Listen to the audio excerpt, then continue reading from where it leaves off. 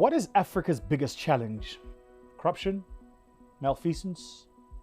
I can tell you what I think is the biggest challenge for our generation. Coordination. Collaboration. I think we still think in nation states and borders. Now, I noticed this because I work in the entrepreneurship community. So this year, our firm won the Best Impact Investment Fund for Africa at Worldwide Finance Awards.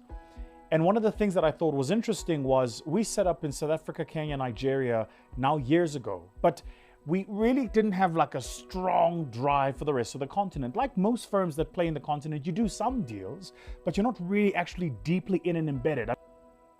Every single year for Global Entrepreneurship Week, I champion an event. So I thought this year, here's what I'm going to do. I'm going to pull together all of the ecosystem players in the community of venture, accelerators, and incubators in the continent. And we're all going to have a single platform conversation about what the future of the continent looks like. All of us. And so to date, we've confirmed Ghana, Nigeria, South Africa, Namibia, Uganda, Tanzania, Egypt, Morocco, Zambia, and these are just the ones that are top of mind.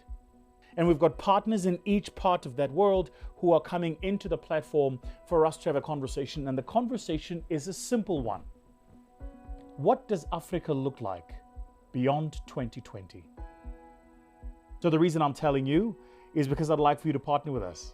If you're a brand out there and you'd like to access 2 million people in my community, hit the link. It'll go directly through to my agency and sales team. And let's have a conversation about how we can partner with you on the next series of activations that we've got going on VTTV.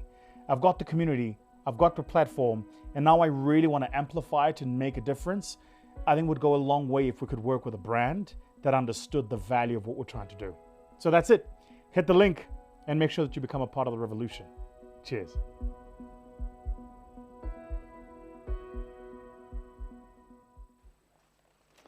Hello, everybody. Welcome, welcome, welcome, welcome. I think we're getting better at these, hey? We're definitely getting better at these. I'm looking forward to our conversation today. Today, I'm joined by an incredible panel of guests, and we're going to be talking, as we do, about startups and about the continent of Africa and how startups work and the venture ecosystem and all the things we need to be doing to develop and build the venture ecosystem in the continent.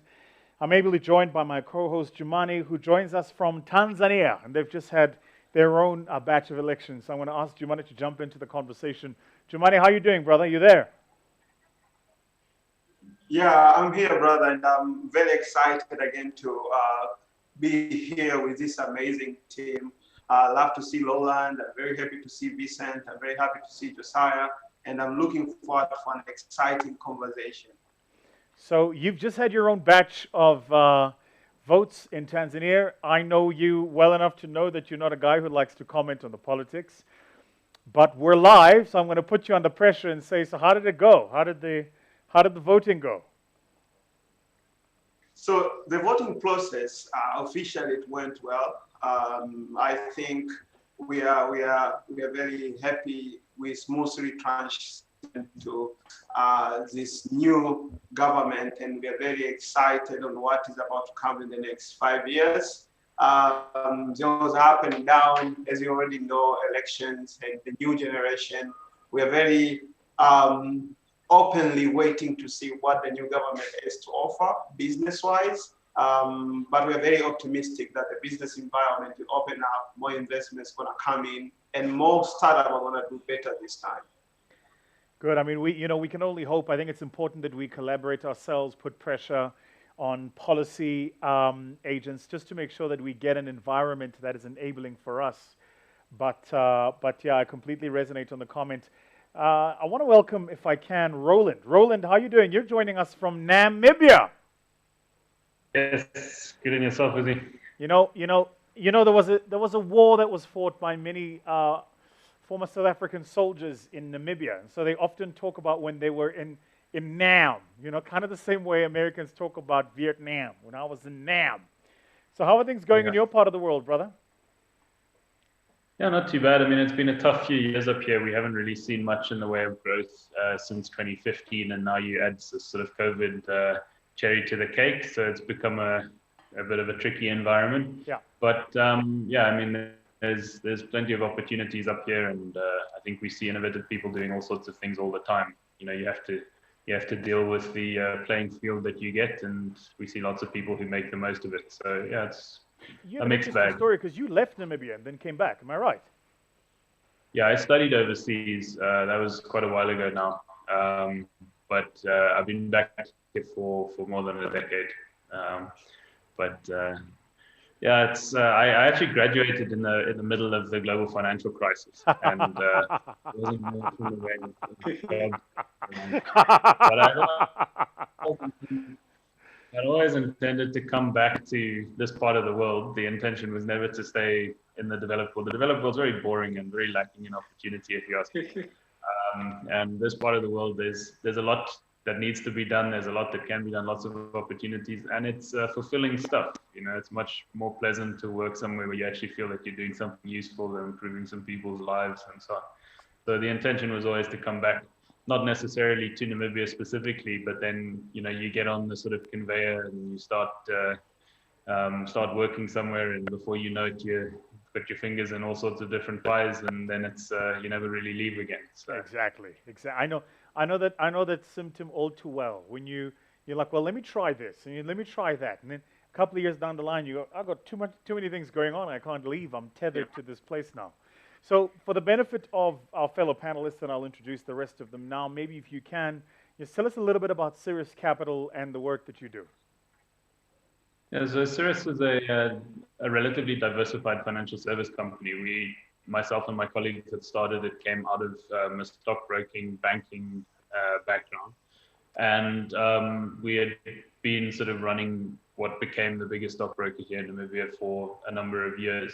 But we weren't material shareholders, so we decided let's go and do something else that will be a bit more interesting, a bit more useful, and kind of work for ourselves.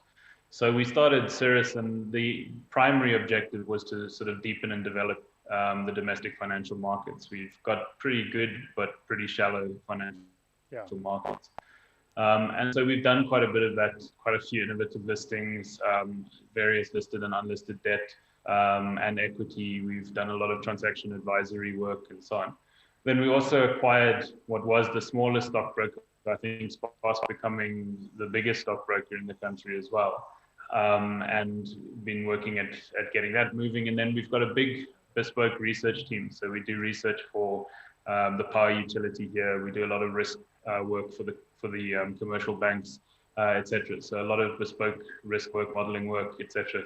From that research team as well. And then we've got a small venture capital portfolio of things that we've invested in over the last few years, where we see an opportunity, where we see a relatively small financial need that goes a long way in moving a business forward and sort of taking roadblocks or hurdles away from a business. Yeah. And so we've done quite a bit of that work as well. Very exciting. I mean, when the time is right, we'll announce to everybody kind of the things that you and I are doing, because I think that's also quite exciting.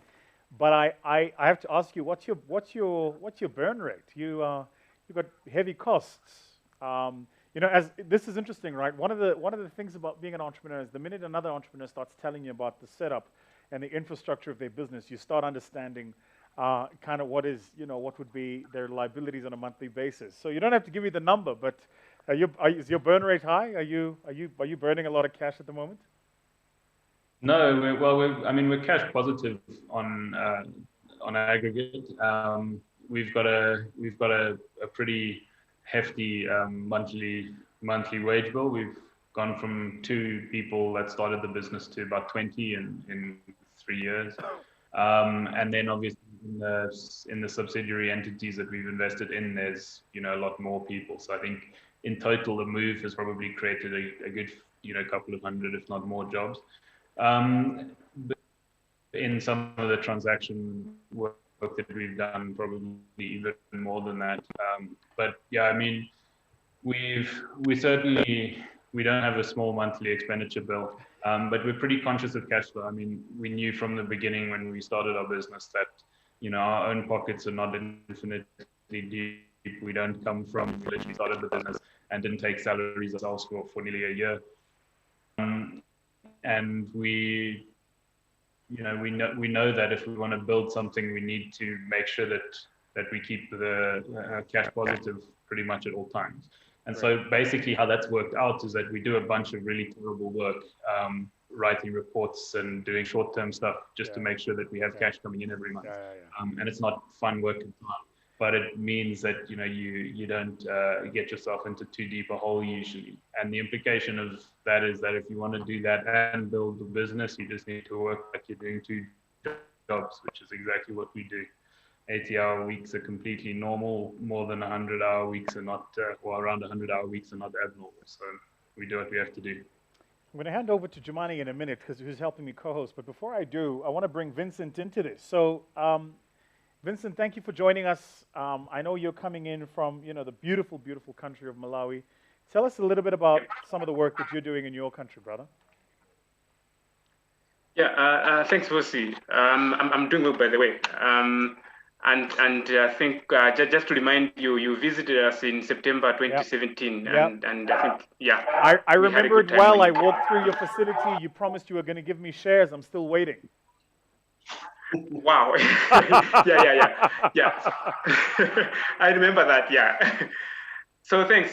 So basically, what is happening in Malawi is, I think for the past 5 or 6 years, we've been supporting emerging entrepreneurs, starting from incubation and acceleration. And of late, we've also started investing in some of the businesses through matching components. So basically what we do is we have people walk into mHub who have got ideas, innovations that they want to pursue a little bit further, and then they're able to get support from us. We've got programs that really help them to build like proper business models, and eventually they're able to raise investment from our matching component. And also we're building like a pipeline for VCs to be able to invest in some of these businesses. I can talk a little bit more about one of the programs we're running. We're calling it Growth Accelerator Malawi. We started in 2018 with about 11 businesses. So basically they would be able to access up to $40,000 US in form of a matching component.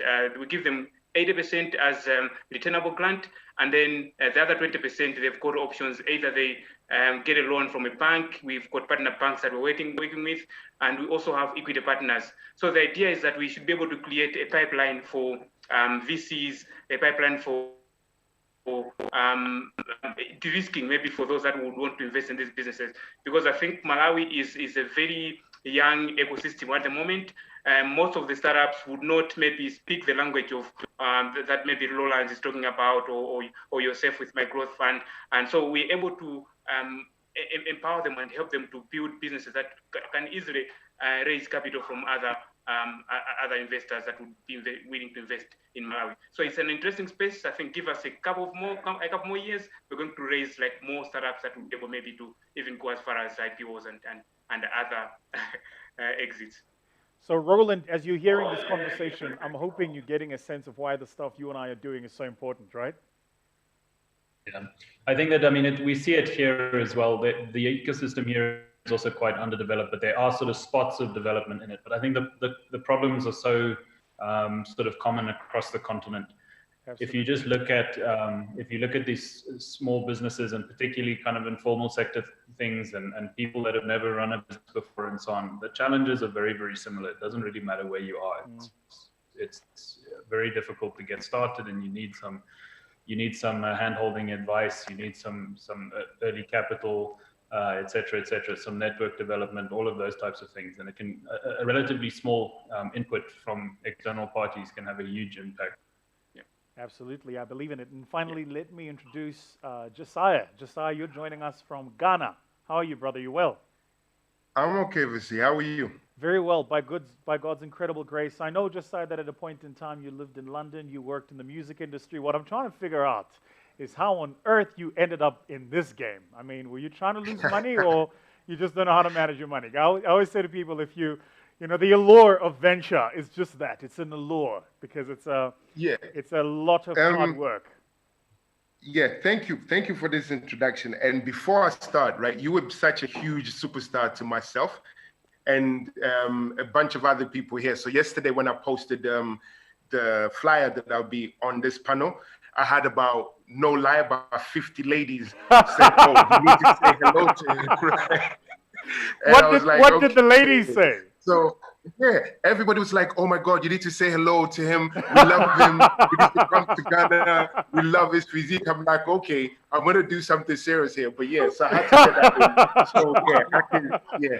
So what are you so saying, you're a brother? superstar. You're saying I should consider getting myself an office in Ghana? Hey? Is that what you're saying to me, brother? Yeah, we'll make it happen. But I mean, anyway, so tell the people what it is you do. Tell us about your good work. I'm such a fan of this stuff. Once again, thank you. My name is Josiah. I wear two hats at the moment. So, CEO and co-founder of iSpace, which is an innovation hub started in 2013, really just to support the ecosystem of entrepreneurs that we have. We focus primarily on capacity building and gender, because again, when we first came in, there was a missing gap when it comes to skills and business development. So we focus heavily on that. And since then, we've seen a lot of startups grow out of our ecosystem, both doing fintech, edtech, and then medtech across the board. And again, we then went to Nigeria to do some work with other startups in Nigeria and then in Kenya as well. And Jumani was one of the people that we worked with when he came to Ghana in 2016. So with iSpace is just, again, helping startups from the grassroots, because what we found out was from the top, it was easy to get access to funding.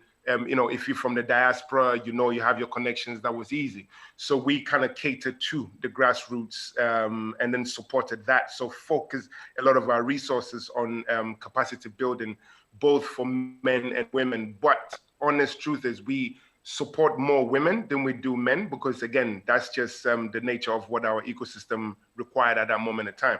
And now I'm the chairman for the Hubs Network in Ghana, which we have 52 hubs so far, which is great. So my work now is to support the hubs, to support the entrepreneurs. And since this whole COVID situation hit, we're designing programs to ensure that they become resilient, to focus on local partnerships, to make sure that they are strengthened enough to support the entrepreneurs that they support. So my work is either dealing with entrepreneurs on a personal level, one-to-one mentoring, and it helps to people like you to kind of, dip into the knowledge fountain that you have to then that, and also people, both the government. We're working with government at the moment on drafting a startup act, and we pushed that through Parliament, which is good. Fingers crossed, both parties will take it on board, whichever one wins in December. So I have a lot of work to do, and that's what we're doing at the moment. So exciting, man. I don't know how you could be in this ecosystem, in this continent, with everybody doing all the work that they're doing and just not be excited.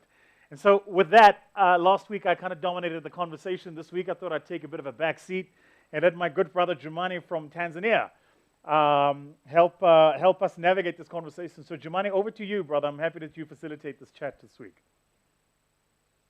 Wow, thank you so much, Busi. And this is very exciting. I think I should give a bit of background. Why this is the right panel for this conversation. First of all the gentlemen in front of you, these are the people who are ready for Pan-Africanism. These are the people who are ready for partnership and collaboration between African markets and African countries. I had a conversation with Vincent once about something called UTU Passport Program, to create some sort of a platform for African startups to move between African markets. So if a startup is doing well in the long way, it should be able to come and start a business in Dar es Salaam. They should be able to do the same business in Cape Town, let's say. And we really try to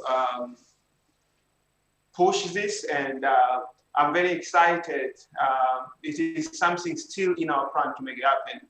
And Josiah was the first person who actually came to Tanzania as the first non-Tanzanian speaker for Sahara Sparks. So these are the people who already give themselves out when it comes to a mission, which is Pan-African mission. So, and my story today is that I want to tell or to share is how can we be able to build this strategic partnerships and collaboration between partners across the continent.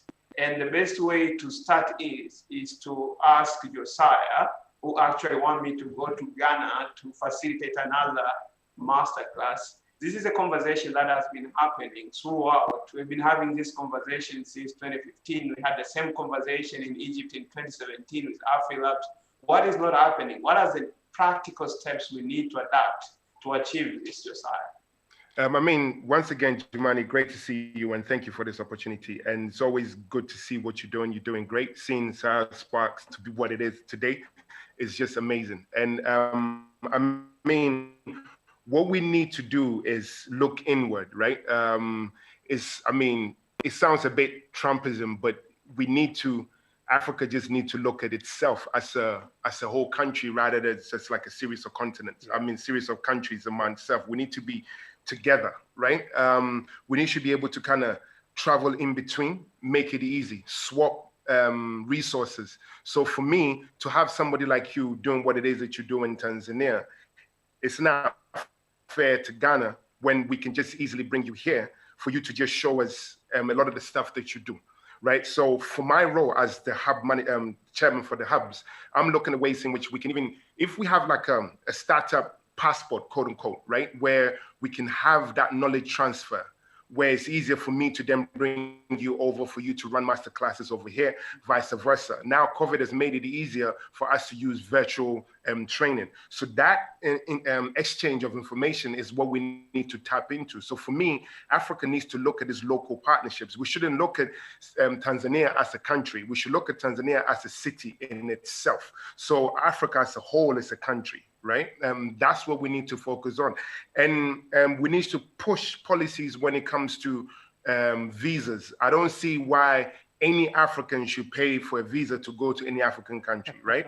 And a lot of the reason why it's so expensive is because we don't own our own airlines. So it makes it very hard for us to travel across. So these are the kind of conversations that we need to have even at the top level, because in as much as at a grassroots level, we want to change things, it can only change at the top. So a lot of us have to get involved in lobbying a lot of these stakeholders for them to know that this is, if we want Africa to grow or we want the startup ecosystem to really move forward, we have to make it easier for the players in the field to move easily around the countries, right? So for me, it's just a knowledge gap, and then having that startup interlink and making it easier for startups to just exchange talent across. In Ghana, we focus a lot on software, and I'm sure in Kenya, for example, is the same, but you might go to another country and they focus on hardware. Why don't we change? Why don't we swap those talents in order for us to just mingle so that we don't, doing one thing on one side, we become more like talent resource, right? We don't have enough in one country, but we're not exchanging ideas. And for me, we need to start exchanging ideas. We need to start working together and treat the whole continent as a whole for me, for that to happen. Wow. So all on there with the talent and skills and knowledge transfer between countries and regions and markets. So Vincent, let me come to you. I know you are doing amazing stuff in partnership with Bongo Hive, and this Zimbabwe, Zambia, Malawi thing is working so well in terms of partnership and collaborations. So what lesson can you share with us? What motivated you to start this partnership and collaboration? And what are the practical cases or evidences of positive outcomes that have emerged from those conversations and collaboration you have so far? Yeah, thanks, Jumani. I think a bit of context for the partnership that we're running with Bongo Hive and Tech Village in Zimbabwe. It's called Southern Africa Venture Partnership. I think the idea is that we cannot run away from what is called like the African triangle of maybe Lagos in Nigeria, Nairobi in Kenya, and Cape Town in South Africa, where most of the maybe capital is going to and most of the emphasis is on. But doesn't mean that in other countries like Malawi or Zambia, there's nothing happening. There's literally a lot of things happening, but maybe the emphasis is on these three cities, and maybe people are willing to invest a lot more in that. So we discussed amongst ourselves to come up with at least a vehicle that would expose some of the things that we're doing in our countries, starting with 3 countries, but with the potential of bringing in other partners from other Southern African countries. So there's a couple of things that we're thinking. Number one, we want it to be easy for a startup in Malawi to go and scale in Zambia or Zimbabwe. Because I think our markets are a little smaller on our own, but the solutions that somebody would come up with in Malawi can easily work in Zimbabwe, can easily work with in Zambia, because we're solving similar challenges and we experiencing similar situations. So it should be easy for a startup in Malawi to go and scale in Zambia. So what we're doing is that it should be easy for a startup to understand maybe the regulatory environment in Zambia. If I'm in Malawi, I can work easily with Bongo Hive to understand what are the requirements for a startup to set up in Zambia without necessarily even setting a foot in Zambia. What are requirements? How do I acquire skills? Where would I get like physical space to operate in? And by the time that they physically step their feet in Zambia, they're already equipped with full information that they can easily just start growing the startup. The second thing is we're also looking for other companies or startups that would want to invest in Southern Africa. So sometimes they look at the numbers that we give them. They're like, okay, for instance, Jumani has got a startup in Tanzania, and they would want to come to Malawi. They look at the numbers, they're like, but we can't work with these numbers. How about we bring them numbers from 3 countries?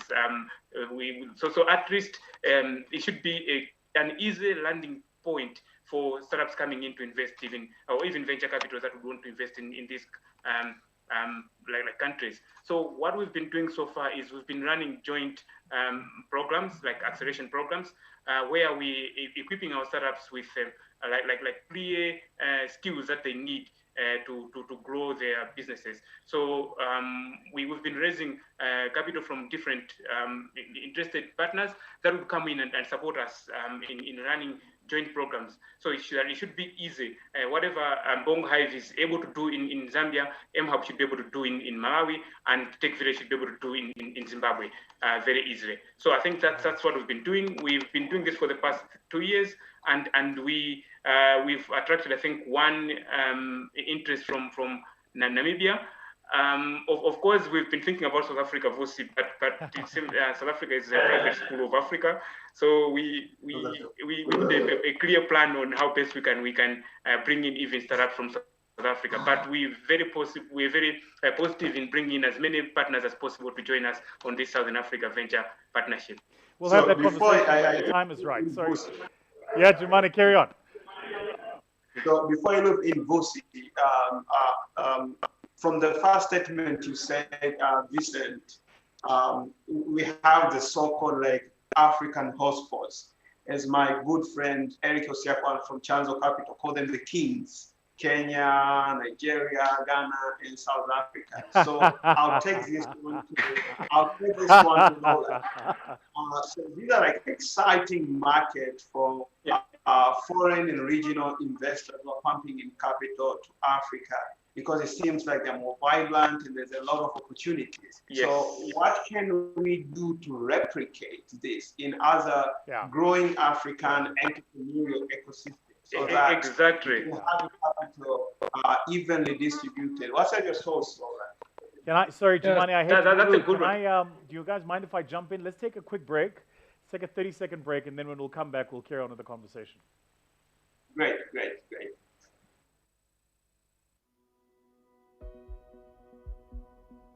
What is Africa's biggest challenge? Corruption? Malfeasance? I can tell you what I think is the biggest challenge for our generation. Coordination. Collaboration. I think we still think in nation states and borders. Now, I noticed this because I work in the entrepreneurship community. So this year, our firm won the Best Impact Investment Fund for Africa at Worldwide Finance Awards. And one of the things that I thought was interesting was we set up in South Africa, Kenya, Nigeria now years ago, but we really didn't have like a strong drive for the rest of the continent. Like most firms that play in the continent, you do some deals, but you're not really actually deeply in and embedded. Every single year for Global Entrepreneurship Week, I champion an event. So I thought this year, here's what I'm going to do. I'm going to pull together all of the ecosystem players in the community of venture, accelerators, and incubators in the continent. And we're all going to have a single platform conversation about what the future of the continent looks like, all of us. And so to date, we've confirmed Ghana, Nigeria, South Africa, Namibia, Uganda, Tanzania, Egypt, Morocco, Zambia. And these are just the ones that are top of mind. And we've got partners in each part of that world who are coming into the platform for us to have a conversation. And the conversation is a simple one. What does Africa look like beyond 2020? So the reason I'm telling you is because I'd like for you to partner with us. If you're a brand out there and you'd like to access 2 million people in my community, hit the link. It'll go directly through to my agency and sales team. And let's have a conversation about how we can partner with you on the next series of activations that we've got going on VTTV. I've got the community, I've got the platform, and now I really want to amplify it and make a difference. I think it would go a long way if we could work with a brand that understood the value of what we're trying to do. So that's it. Hit the link and make sure that you become a part of the revolution. Cheers.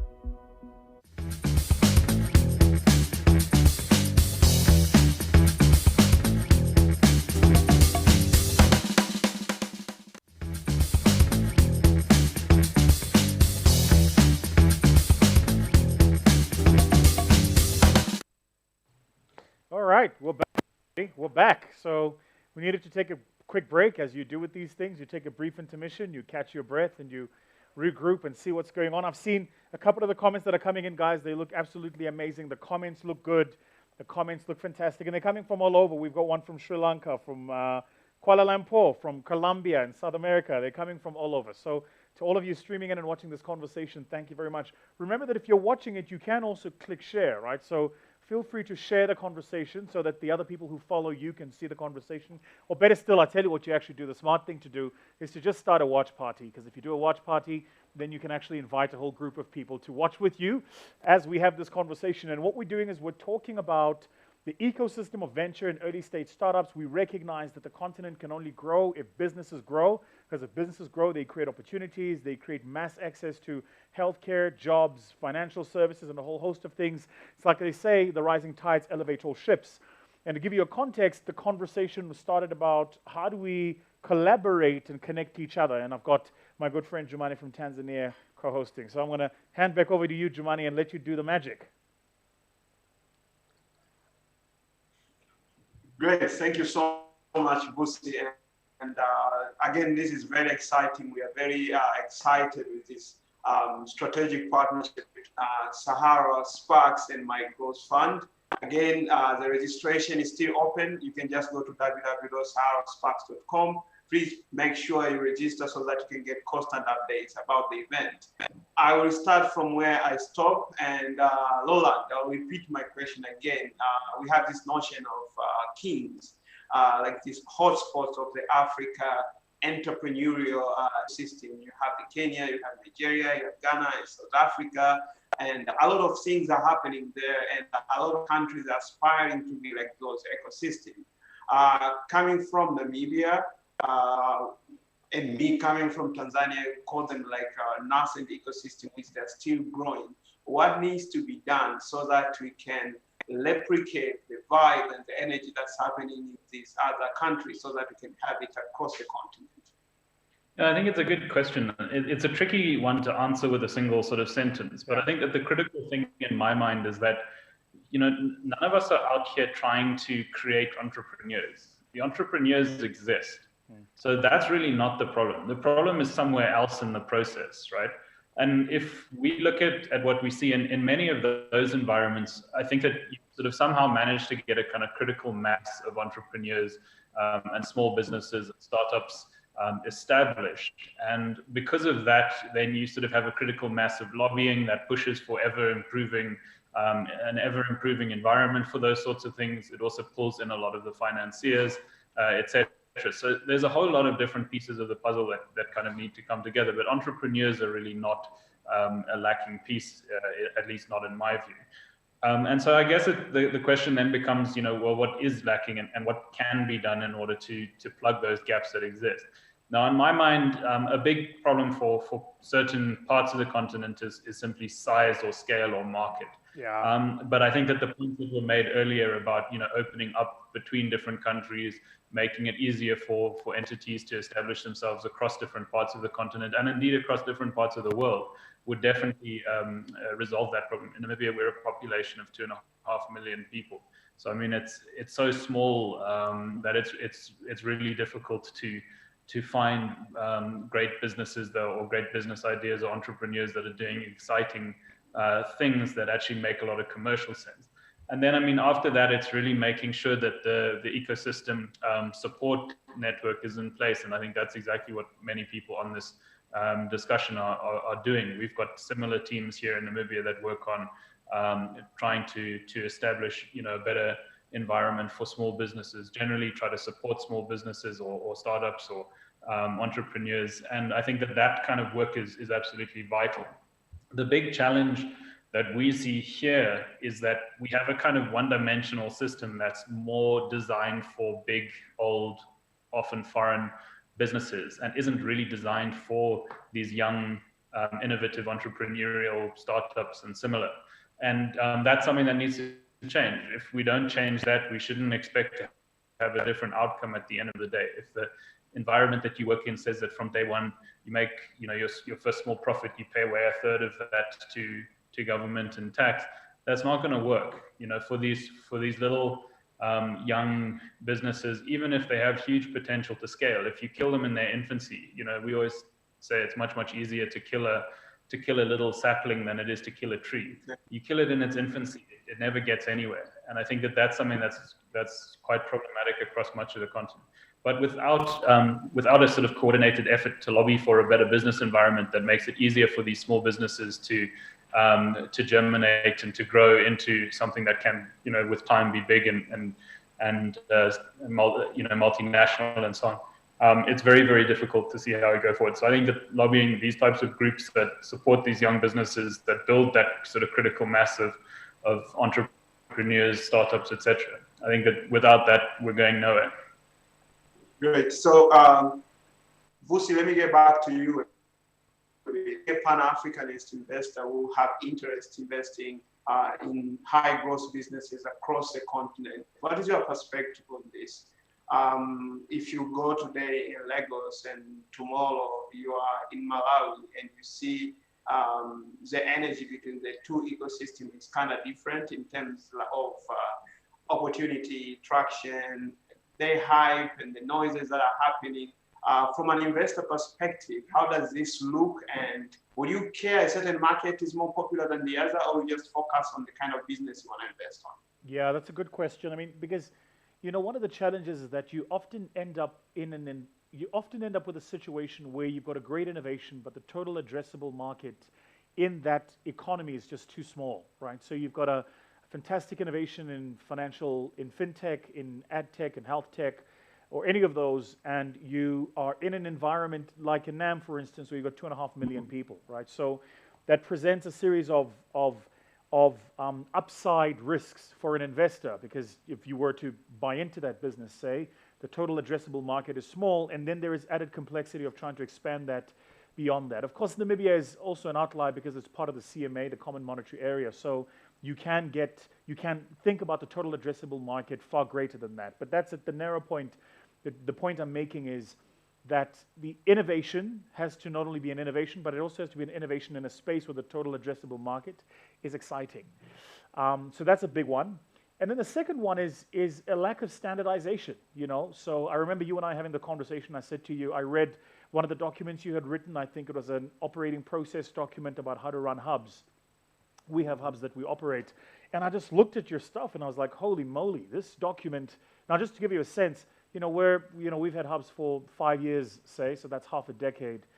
And we are in, the most industrial economy in the continent. I read your document and I realized that we were 15 years behind you. And so that kind of goes, so I could spend the next 15 years trying to learn what you learn and get to the point where you are now. Or you and I can simply have a conversation and we can do a knowledge transfer, right? What Josiah was talking about earlier. And so I think a big part of what holds us back and a big part of the opportunity actually is how do we collapse this idea of nation states and borders? How do we standardize and create a universal body of knowledge so that everybody who comes into our ecosystem taps into that body of knowledge, guys? And it's, it's not particularly complex. So we've got to have a best practice on every single discipline. So here's best practice on how to raise Series Seed, Series A, Series B, right? Here's best practice on what a term sheet should look like. If you're running a hub, here's best practice on how do you run a hub. Here's best practice on how do you do an accelerator program. This is just best practice. And if you come into the community, then immediately you tap into that best practice, because what happens is the learning curve for everybody is just accelerated. The best amongst, look, I'm a finance guy, I've been a finance guy for 15 years. But my technical ability and skill is not the same technical ability and skill that Roland has, right? So I could spend my time trying to get to that technical level of skill, or I could just go, dude, there's an opportunity for us here. My understanding of these issues is at a particular level to a certain extent, but I've spent my time leading in financial services firms at a strategic level. So if you lead at a strategic level, there are certain technical and technocratic things you just don't get into. And so it's about just how do you best practice. I think that's really, for me, a discipline that if we can all get into, it'll help us a great deal. So we create a universal body of knowledge, we standardize that body of knowledge, we have best practice, and then everybody that comes into the ecosystem adopts that best practice. And what you notice is that rather than becoming different little geographies, all of a sudden we become one, right? And so when you're talking to global investors, they start asking you questions like, so run me through how you're going to do your due diligence, how you're going to do your capital raising, where you're going to find local general partners that have a track record of managing investments and managing exits. I mean, that's an entirely different conversation. But there is also this rather insidious sin of our industry where you need to have a track record to raise capital, to do deals, but you need capital to do deals to get a track record. So it's like, so which of these, it's like, and unless, I was able to do it because, high net worth, I had some dry powder, I could take a few deals and do a punt. Once you take a few deals, you do a punt, you build a book. Once you've built a book, you've got a track record, then you go to the market and say, here's my track record, here's the stuff I've been able to do. But guys, it took close on a decade to do it. And that's so I feel like we've just got to find a different way of doing it, because we're not going to raise the type of funding we need to raise, right? So if you talk to a no fund, talk to a sweet fund, I mean, they're not taking a meeting with you if you're raising $10 million. It's just, it's not worth their time. And so if you were given $10 million, just think about it logically. If you were given $10 million to do pre-seed highly disruptive technology innovation startups in Malawi, you wouldn't be able to deploy it because the total addressable market isn't big enough. So you've got the massive institutional funder here going, we've got the capital, we want to get in, but at the local environment, the environment is not big enough to absorb that capital. And so it presents this dislocation, this disjoint, which is, the work that I'm busy doing behind the scenes to go, so how do we create a universe, and how do we make the universe one, so that when we go to the world and we approach the world, we're a single conversation, and it just makes it a lot easier. And recognizing that each of us are subject matter experts at our own thing. I went to, I'll never forget, I went to the M-Hub in Malawi, and the types of innovations you'll see at M-Hub in Malawi are very different to the types of innovations you would see at a software accelerator program running out of Cape Town. Very different to the types of innovations you'd see at a hardware accelerator running out of Dar, right? They just different. So we've fooled ourselves into this idea that we're competing. We're competing as nation states, then we're competing as stage of funder or stage of accelerator, then we're competing. And when you talk to the global investor community, they actually don't see us as competition. They sit there going, why aren't you guys collaborating? You know why China's exciting? I mean, I know they suspended the IPO of Ant, but if you think about it, in 6 years, this is just crazy. Think about it this way, guys. In 6 years, Jack Ma takes Alipay and changes it to Ant, becomes the Ant Group, which is a financial services group, and then in 6 years, he's about to do an IPO at $34 billion. Now, for the people watching this conversation, to give you a sense, $34 billion, I want to say, what's that, 500 billion rand? That's larger than the market capitalization of all the banks in South Africa put together. Why is that IPO number so exciting? Because the total addressable market of the Chinese market, and that's just China. So You know, we have this, well, it's 2 million people here, it's 5 million people here. You know, so for me, that's what's exciting, Juman, and I'm hoping I've answered your question. Like, we've got to think single universe. The minute we think single universe, if the way you see the problem changes, then the problem changes. Yeah, so I'll take this one to Josiah. I know you do ideation and co-creation session for breakfast. That is what you do every day with your team, with the startup you're supporting at iSpace. So how do we practically design this? I don't want to use big words, the words that Bruce is using, the knowledge hub or a resource portal where we can go and share this experience and resources. Because I wrote an article, a very thought-provoking article titled "The Facts and Fictions of Innovation Hubs in Africa" in 2017. Right. The article is still trending, and always I get a lot of weird questions because I asked a lot of like thought-provoking questions. One of the questions I asked was, I think by then we had, according to GSMA, 442 innovation hubs and tech hubs across the continent. Sure. So basically, we had more tech hubs than investable businesses in the continent that year. So the question is, how do we now make our programs as business incubators and accelerators in Africa to acquire in such a way that we can be able to produce more companies like Paystack. We can be able to produce high quality entrepreneurs that can do massive impact across the continent. So when we talk again, it's not about how many hubs we have in the continent, but the discussion is how many high quality investable businesses that are emerging from these hubs. Yeah. Josiah, I don't know what is it, knowledge or whatever, what do we need? Yeah, Giovanni, that's a heavy question, but I'm glad you kind of gave me the opportunity to answer it. And I think she kind of touched a lot on that, right? And it comes to that standardization, okay? So when you look at Ghana, for example, so with since I took over the chairmanship, we are looking at ways in which we certify the hubs. And so you have to have this kind of equipment, you have to have this kind of trainers and all of those other stuff. So for you to partake in some of our programs, you have to go through training and certification for you to then move somebody from ideation to development to incubator to exit, right? So the idea now is we are training the people that are supporting entrepreneurs how to build companies, right? So it's no longer just running workshops anymore. It's about how do you build companies. Yeah. And I think with all the hubs in Africa, and like we said, if we get rid of all our borders, we can then look at ways in which we can go through certification. So instead of having, let's say, 500 incubators across, let's break that into pieces and say, Ghana can handle ideation, another country can do incubation, another country do focus on accelerator, right? Mm-hmm. Then we certify them. So the programs and the topics that we teach in is all geared towards setting up businesses, not just the individual winning pitches and going, but setting up businesses. But then with that said, we have to look at the environment around the person. What does that mean? The talent gaps, right? The innovation gaps. We have to identify that. A CEO is not a CEO by themselves. They need an operation manager. They need a marketing person. They need a CTO. So hubs need to then identify all the elements that you need to set up a good startup and then train people in that element. We should not encourage everybody to be a CEO.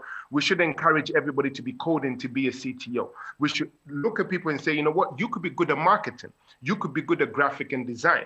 You know, all of those elements that is needed to actually build a business is what we need. But then on the flip side though, is we need that investment, people that are ready to invest at the bottom end, that early stage, even if it's $10,000, right? Just so that we can then move the person to the next stage. Because again, when you don't have resources, you battle for resources. And that then results in the startups then going for pitch competitions just so that they can win. So they don't concentrate on becoming a business, they just concentrate on winning pitches, right? See, so a lot of these investors also have to take a bit of the blame and say, you know what, yes, we want to invest in ticket sizes of 500,000, 1 million and 2 million. But however, we also need other investors that can look at the 10K, the 5K, the 15K, just to bring that, what do you call it? Like you said, the tides will rise, right? The ships will rise when the tides are low. So that's what we need to do, right? So for me, I think in order for us to do that, we need to certify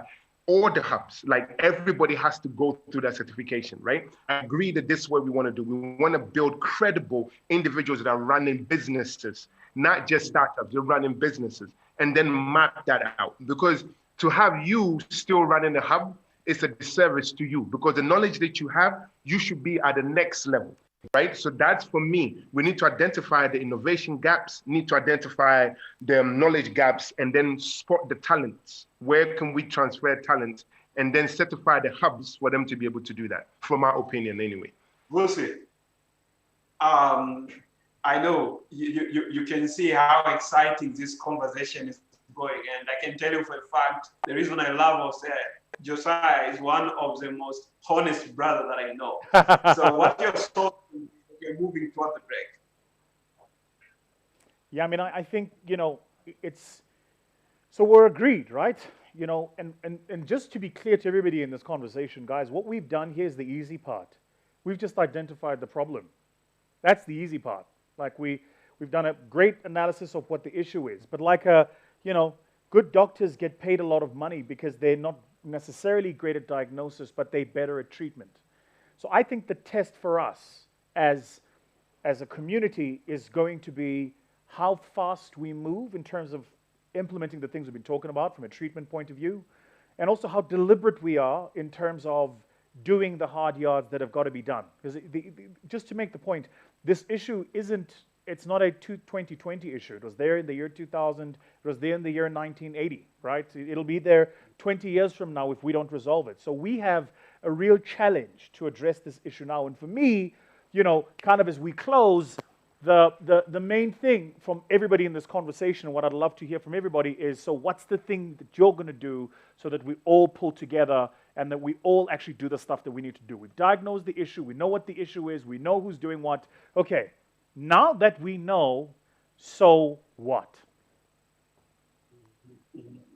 No, brilliant, brilliant. So by the way, please keep following the conversation. Hashtag is beyond 2020, beyond 2020. You can tag me, you can tag Vusi at Vusi Sembekwayo, you can tag Josiah, J. Kayson, and you can tag Vincent, Chris Tungate. And Lola, I didn't get your Twitter handle, but please, if you're a Twitter person or Twitter guy, I'll love to tell people to follow you. What's the Twitter handle? My Twitter handle is a bit of an embarrassing one.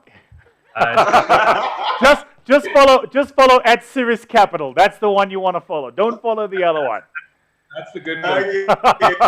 Good. Quite embarrassing is the teenager's Hotmail address, but it's not far off. Okay, great. At Cirrus Capital. Yeah, so we are moving toward the break.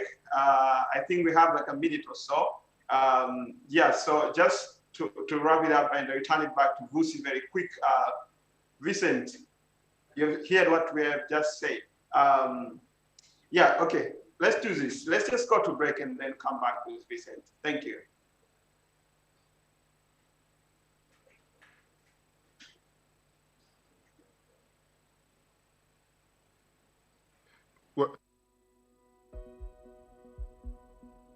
What is Africa's biggest challenge? Corruption? Malfeasance? I can tell you what I think is the biggest challenge for our generation. Coordination. Collaboration. I think we still think in nation states and borders. Now, I noticed this because I work in the entrepreneurship community. So this year, our firm won the Best Impact Investment Fund for Africa at Worldwide Finance Awards. And one of the things that I thought was interesting was we set up in South Africa, Kenya, Nigeria now years ago, but we really didn't have like a strong drive for the rest of the continent. Like most firms that play in the continent, you do some deals, but you're not really actually deeply in and embedded. Every single year for Global Entrepreneurship Week, I champion an event. And I thought this year, here's what I'm going to do. I'm going to pull together all of the ecosystem players in the community of venture, accelerators, and incubators in the continent. And we're all going to have a single platform conversation about what the future of the continent looks like, all of us. And so to date, we've confirmed Ghana, Nigeria, South Africa, Namibia, Uganda, Tanzania, Egypt, Morocco, Zambia, and these are just the ones that are top of mind. And we've got partners in each part of that world who are coming into the platform for us to have a conversation. And the conversation is a simple one. What does Africa look like beyond 2020? So the reason I'm telling you is because I'd like for you to partner with us. If you're a brand out there and you'd like to access 2 million people in my community, hit the link. It'll go directly through to my agency and sales team, and let's have a conversation about how we can partner with you on the next series of activations that we've got going on VTTV. I've got the community, I've got the platform, and now I really want to amplify it and make a difference.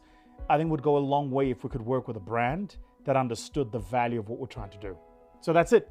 Hit the link and make sure that you become a part of the revolution. Cheers.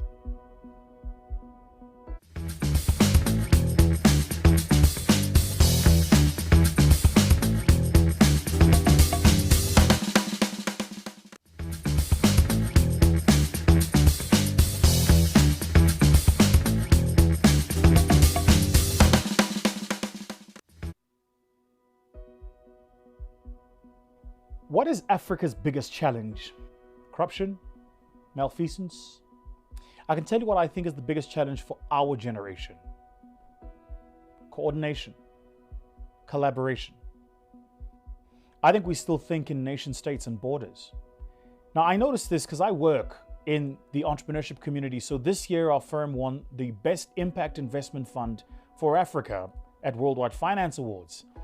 And one of the things that I thought was interesting was we set up in South Africa, Kenya, Nigeria now years ago, but we really didn't have like a strong drive for the rest of the continent. Like most firms that play in the continent, you do some deals, but you're not really actually deeply in and embedded.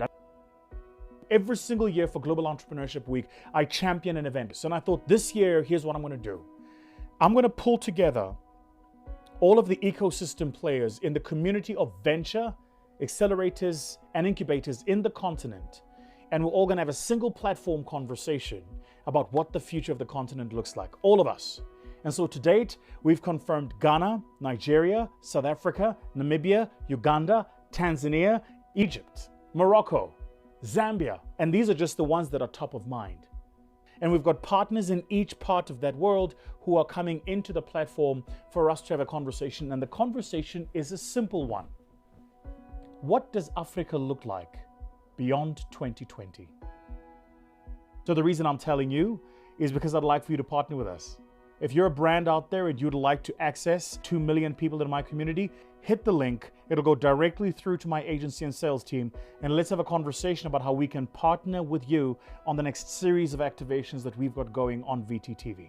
I've got the community, I've got the platform, and now I really want to amplify it and make a difference. I think it would go a long way if we could work with a brand that understood the value of what we're trying to do. So that's it. Hit the link and make sure that you become a part of the revolution. Cheers.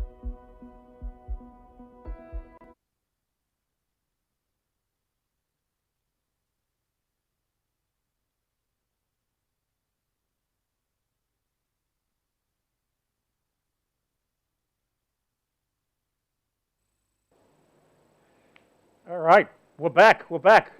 Jumani, I'm going to hand back over to you quickly before we close. Yeah, so thank you so much, Vusi, and it was great catching up offline. So I will let you wrap up this last part of the session, and I really want you to push these guys for practical solutions now. We have talked about a lot of like pressing issues that needs to be addressed if we are to promote business across the continent, as hubs, as investors, as entrepreneurs. So back to you, Vusi. So I'm an action guy, right? I think that we have to, that there's a beautiful, I think it's a Hebrew expression. They say the universe rewards action, not word or thought. So I'm an action guy. I'm just like, we can talk and diagnose, and all that stuff is important. It's critical, because if you get the diagnosis wrong, then you're going to act incorrectly in trying to resolve the issue. But we've done what we've done. We know what we know. So the question now is, so what do we do? And what I'd like from each of you guys is a comment or a commitment about what you're going to do based on the conversation that we've been having. Roland, because you are the resident ginger, I'm going to start with you. Please make me feel welcome, hey? Well, I mean, the first thing that we're going to do is something that we will hopefully announce in the not too distant future, but I don't think that now is really the time or place. But Agreed, yeah. You'll see at least 2 people on this call announcing that. But I think, you know, from our perspective, we're also very action focused. So, you know, when we look at this space, if we hear good ideas 2 or 3 times being talked about but nothing really happening, then, you know, we quickly either push those ideas ourselves or we move on to the next thing. But and for us, that's absolutely vital. The way that this tends to work in our experience, though, is that an entrepreneur with a great idea that can become a startup, could become a big business with time, that entrepreneur, if they're not used to the space, they often see speed bumps as roadblocks. And I think that that's something that we feel very strongly that, you know, when it comes to getting in bed with an entrepreneur, it's not about just putting down your money, giving some advice from, you know, your high office somewhere in, you know, the center of town or something. It's about scuffing your shoes, being on the ground with them, working through, you know, anything that appears to be a roadblock, turning it into something that's manageable, and making sure that there isn't some little thing that stops an entrepreneur from going from idea to funded idea to actual successful business. And for us, it's a really inclusive process. It can't just be a case that you're in, you know, once every blue moon, you chat at the meeting and so on. It takes a lot of hand-holding, a lot of support. And I think that if you do those things, you materially increase the probabilities of success. We try not to get involved with things unless we think that we can kind of control most of the risk around it as well. You know, we being us and the entrepreneurs involved. And then, you know, we just try to make sure that there aren't silly little things that stop the business or stop the entrepreneur, the startup from succeeding. And it varies. I mean, the number of problems that we've seen that we've had to resolve and the scale of those problems, some are tiny little things that really stop a business from moving forward or an entrepreneur from moving forward. Others are really big issues that, you know, take quite a lot of work, quite a lot of effort, maybe a rethinking, a restructuring of the whole business plan, et cetera, et cetera. So for us, that continuous involvement is kind of critical if you want to make these things a success. And that's also a really fine balancing act, because if you get it, you don't want to smother entrepreneurs. You don't want to get all over what they're doing, but you need to be there to provide ongoing support. You mustn't think it's writing a check and walking away. It certainly isn't. Well, I can tell you from experience that every time I've written a check and walked away, I've lived to regret it. It's the one truism that holds, right? That old expression about a fool and his money soon being parted. So I get that all well. Vincent, let's come to you, brother. What's the thing that you're going to commit to do? Yeah, a couple of things. So I think the work that we've been doing in Malawi has kind of earned us a table, like a seat at the table in Malawi, because now people are recognizing what we're able to do. And we want to make use of that seat, maybe to influence change in policy, to influence, I think, standardization of the work of incubators and accelerators in Malawi. I think one of the things that we're committed to do is to have like a network like what Ghana is having. I think Ghana Hub's network, similar to ASEC in Kenya or ISN in Nigeria, so that I think we should have a central point where we can discuss curriculum, we can discuss framework, and even metrics that we're measuring if we are to call success of the startups in Malawi, what will success look like? So I think it's something that we've been discussing with a lot of members of the ecosystem. How best can we push that? And we know that I think there's a whole wave of startup acts coming up in different countries in Africa. We've seen Kenya, we've seen Senegal. I think Ghana has been talking about it. We want, I think, something similar to come to Malawi. We are at the center of making that happen, because I think it helps us to relate how we relate with the taxman in Malawi, how we relate with government, development partners, and then all that. Right now, we're using odd rules that maybe define startups as maybe SMEs, MSMEs, and all those, and they don't really touch on the new things that we're doing in incubators and accelerators. So I think one of the things that we'll commit to do is to make sure that we have policies that would address such issues that the environment can grow. And finally, I think we are open for business. I think it's a personal plea to Roland and yourself, Vusi. if you would, want to invest in Malawi and you're looking for investable startups in Malawi, I think mHub is very open.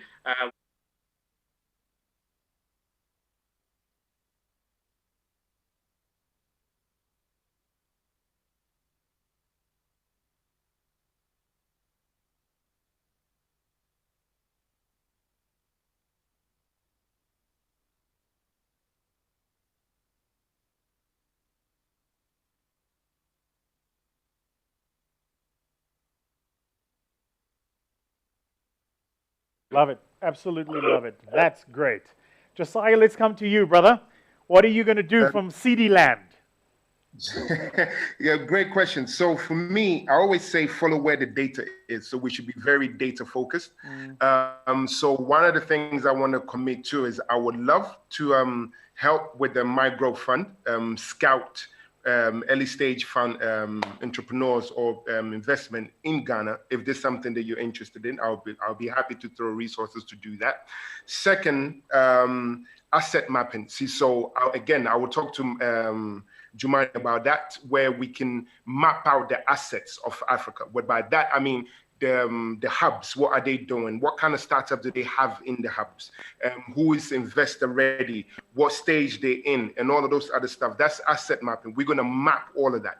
And then look at other stakeholders around them and what it is that they can offer. So for me, I'm happy to speak to some of the developers and any other country that's interested. We can work together and then asset map our ecosystem across the continent. So that's something that I'm happy to do. And then again, for you, I'll be happy to help you scout startups in Ghana and then introduce them to you. And, you know, if you're interested, fine. If you're not, you tell me why, and then we see how we can bring them to the next level. So for me, those are the two main things that I would love to do on this. Absolutely brilliant. That asset map thing, man, we're going to be all over that. We're going to be all over that. I mean, could you imagine a single, Roland, remember the conversation from 2 weeks ago? So single view, everybody, oh man, that's exciting. All right, Jumani, last word to you, brother. What are you going to do? Yeah, so first we're going to do what we do better. We're going to continue host this conversation with amazing, smart African people like you guys. So every year we're going to have this conversation again and again and again. And this time we'll be having more conversation with my growth fund. The second thing we're going to do, I'm thinking like what Josiah is thinking, to have some sort of I don't have heavy words like yours, like a digital marketplace where we can look for early stage businesses in Africa, looking for investors and make it easy for investors to go through the portfolio and at least get to understand what are these guys looking for. So this idea is coming together really well, and I have a follow-up conversation with Josiah and you guys. And another thing is, so Vicent, we need to revive the Utu Passport program. We need to make hubs, landing spaces for business across the continent. A startup which is doing really well in Cairo should be able to run in Dar es Salaam via an innovation hub in Dub. That should be a reality. So I'll push you again so that we can start that conversation again. So those are some of the most practical things that sees that we can do from our side as Sahara. And finally, we'll continue to generate insights, publication and report, and different frameworks and information about running and managing innovation hubs, accelerators, and incubators across the continent. Thank you so much. Absolutely love it. Absolutely love it. Again, if you've been watching this conversation, make sure to share it. Make sure to create a watch party around it. We are going to take this conversation, have it live on a YouTube channel, so you'll be able to watch the entire episode. And please comment, leave us a comment, and let us know what you'd like us to talk about in future going forward. We continue on this journey of doing our City Sparks and build up to Sahara Sparks, which is very exciting for us for 2020. And to everybody that's been in the conversation, Vincent, Roland, Jumani, as well as Josiah, appreciate your time. Thank you so much. If you've been watching this, make sure that you can be a part of the change. I think you get the sense that this is deliberate, yeah? You're getting the sense that it's premeditated, so we planned this. There's a lot of things happening behind the scenes. And really what we're doing in front of you live, as you're watching it, is we're putting together the collage or the puzzle. So it comes together right in front of you. And let me tell you, when it's done, it's going to be biblical. Remember to be kind to one another. This is yours and my continent. If we don't love it, nobody else will. Cheers, everybody.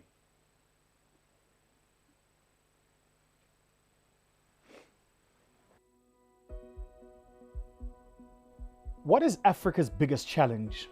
Corruption? Malfeasance? I can tell you what I think is the biggest challenge for our generation. Coordination. Collaboration.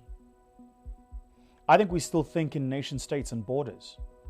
Now, I noticed this because I work in the entrepreneurship community. So this year, our firm won the Best Impact Investment Fund for Africa at Worldwide Finance Awards. And one of the things that I thought was interesting was we set up in South Africa, Kenya, Nigeria now years ago, but we really didn't have like a strong drive for the rest of the continent. Like most firms that play in the continent, you do some deals, but you're not really actually deeply in and embedded. Every single year for Global Entrepreneurship Week, I champion an event. So I thought this year, here's what I'm going to do. I'm going to pull together all of the ecosystem players in the community of venture, accelerators, and incubators in the continent. And we're all going to have a single platform conversation about what the future of the continent looks like. All of us.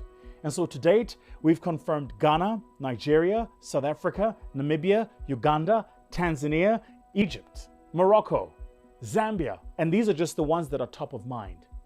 And we've got partners in each part of that world who are coming into the platform for us to have a conversation. And the conversation is a simple one. What does Africa look like beyond 2020? So the reason I'm telling you is because I'd like for you to partner with us. If you're a brand out there and you'd like to access 2 million people in my community, hit the link. It'll go directly through to my agency and sales team.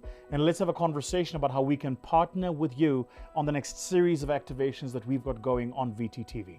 I've got the community, I've got the platform, and now I really want to amplify it and make a difference.